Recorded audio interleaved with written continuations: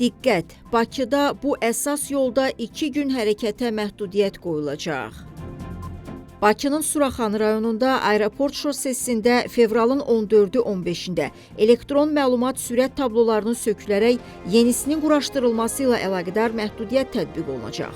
Bu barədə reporta Nəqliyyatı İntellektual İdarəetmə Mərkəzindən məlumat verilib.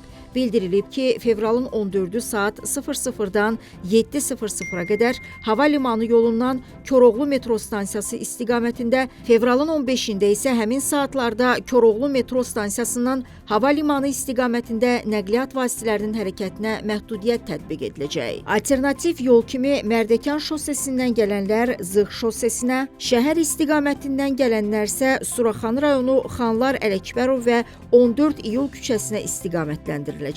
Eyni zamanda sürücülər şəhərdən hava limanı istiqamətinə alternativ olaraq 8 noyabr prospektindən Zığ yoluna keçməklə də hərəkət edə biləcəklər.